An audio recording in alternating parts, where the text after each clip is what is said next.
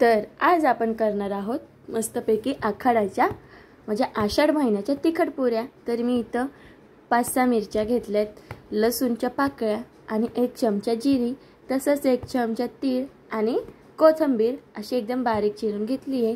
तर इथं बघू शकता एक छोटी वाटी मी ज्वारीचं पीठ घेतलंय आणि एक मोठी वाटी गव्हाचं पीठ आणि त्याच्यापेक्षा पण छोटी वाटी मी इथं बेसन घेतलंय आणि 2 पळी तेल आपल्याला गरम करून मोहन त्याचं तयार करायचंय, त्याच्यासाठी घेतलेला आहे। तर आता आपण हे साइडला ठेवून देऊया आणि आता आपल्याला पहिलं वाटण करून घ्यायचंय म्हणजे ठेचा करून घ्यायचा आहे। त्याच्यासाठी इथं मिरची, जिरे आणि लसूण छानपैकी मी हे वाटून घेणार आहे। याच्यात पाणी आपल्याला थोडं पण टाकायचं नाहीये, पाणी न टाकता आपल्याला हे छान असं वाटून घ्यायचंय। तर मी छान असं वाटून घेते। तर बघू शकता मस्तपैकी आपला हा ठेचा तयार झालेला आहे। छान असा हा ठेचा तयार झालाय। तर इथे एका परातीमध्ये मी मोठी वाटी गव्हाचं पीठ घेतलंय, तर ते टाकून घेते आणि छोटी वाटी ज्वारीचं पीठ आणि त्याच्यापेक्षा छोटी वाटी बेसन पीठ मी घेतलेलं आहे। तसंच आता ह्याच्यामध्ये चवीनुसार मीठ आणि चिमूटभर हळद टाकून घेते आणि 1 चमचा तीळ घेतलं होतं पांढरं, ते पण टाकून घेते। हळद आपल्याला जास्त टाकायची नाहीये, थोडीच टाकायची आहे।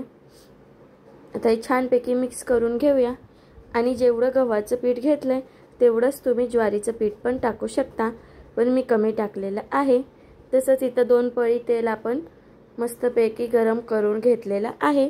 ते गरम तेल आपल्याला ह्याच्यावरती टाकून घ्यायचंय आणि टाकल्यानंतर छानपैकी आपल्याला मिक्स करायचंय।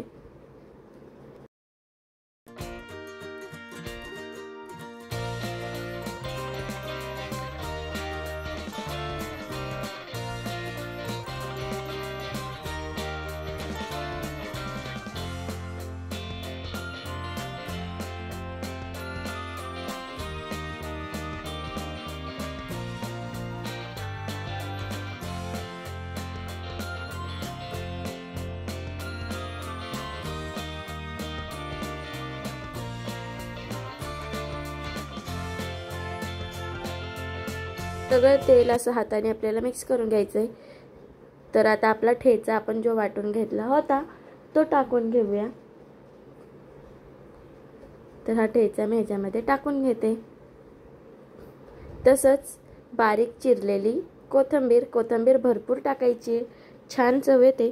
तर मी इथं बारीक चिरलेली अशी कोथिंबीर घेतली आहे, ती कोथिंबीर टाकून घेते आणि छानपैकी आता मिक्स करून घ्यायचं एकत्र आपल्याला हे सगळं।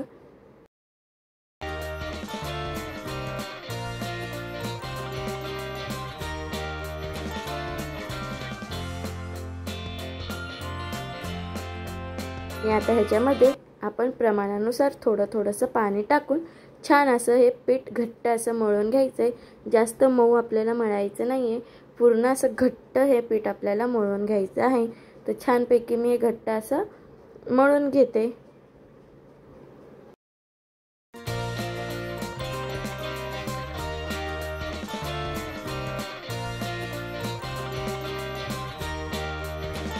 तर बघू शकता छान असं मी घट्ट पीठ मळून घेतलेलं आहे।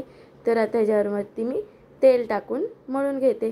जे आपण गरम केलं होतं त्याच्यात थोडंफार राहिलेलं तेल मी काढून घेतलं आणि अर्धा पळी तेल टाकून छानपैकी हे मळून घेते। घट्ट असं पीठ आपल्याला मळून घ्यायचंय, तेल टाकून छानपैकी आपल्याला हे मिक्स करून मळून घ्यायचंय। तर बघू शकता छान असं आपलं हे कणिक मळून झालेलं आहे। तर आता हे 10 मिनिटासाठी मी ठेवून देते, जास्त वेळ ठेवायचं नाहीये, फक्त 10 मिनिटं आपण ठेवायचंय। जास्त वेळ ठेवल्याने पिठाला पाणी सुटू शकतं, म्हणून फक्त 10 मिनिटं ठेवलंय। तर बघू शकता छानपैकी असे कणिक मळून झालंय। तर चपातीला आपण जेवढा हुंडा घेतो तेवढा हुंडा मी इथं घेतलेला आहे आणि जशी आपण चपाती लाटतो तशीच मी इथं चपाती लाटून घेणार आहे आणि डब्याच्या सहाय्याने मी ते पुऱ्या कट करून घेणार आहे। आपल्याला पीठ लावायचं नाहीये, मी पीठ न लावता छानपैकी ही चपाती लाटून घेते। जर तुम्हाला जास्त कुरकुरीत पाहिजे असेल तर चपातीपेक्षा आपण चपाती ज्या प्रमाणात लाटतो त्याच्यापेक्षा पातळ लाटायची आहे, म्हणजे कुरकुरीत पुऱ्या होतील आणि जर मऊ पाहिजे असतील तर अशी चपातीच्या प्रमाणानुसार चपाती लाटून घ्यायची आहे। तर मी मस्त असे मऊ करणार आहेत म्हणून चपातीच्या साईजनुसार मी ही चपाती लाटलेली आहे आणि ह्या पुऱ्या आता मी डब्याच्या साहाय्याने कट करून घेते। जर कुरकुरीत पाहिजे असेल तर चपाती पातळ लाटायची आहे। ही चपाती नाही आहे पण मी चपातीचं अंदाज सांगते।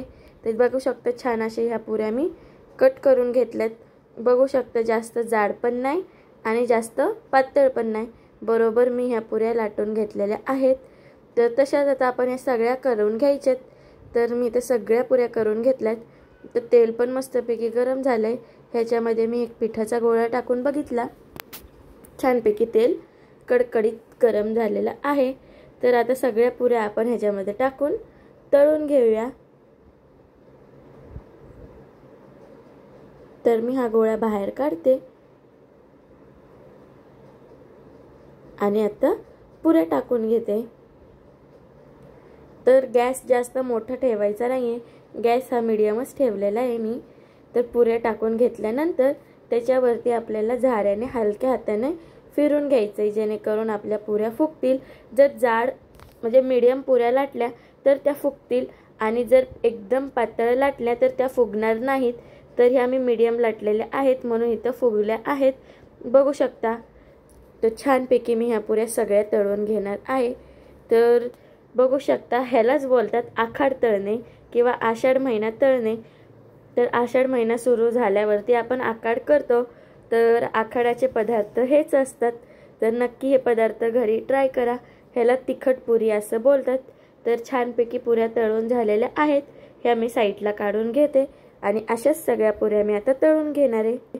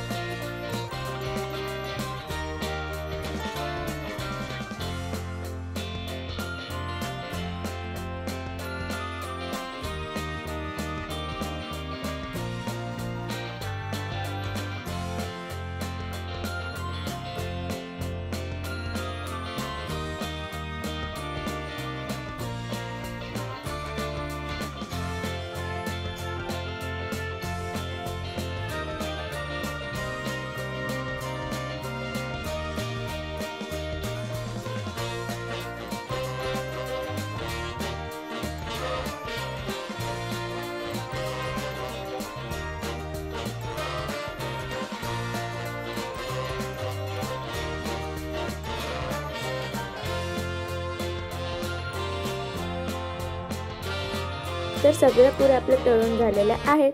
तर बघू शकता मस्तपैकी आपल्या तिखट पुऱ्या छानपैकी तयार झालेल्या आहेत। जर ही रेसिपी तुम्हाला आवडली असेल तर नक्कीच तुम्ही पण तुमच्या घरी आषाढ तळा किंवा आखाड महिना तळा, आषाढ आखाड दोन्ही बोलतात। तर ही पुरी बघू शकता मस्तपैकी अशी कुरकुरीत झालेली आहे। जर तुम्हाला रेसिपी आवडली तर चॅनलला सबस्क्राईब करायला विसरू नका। धन्यवाद।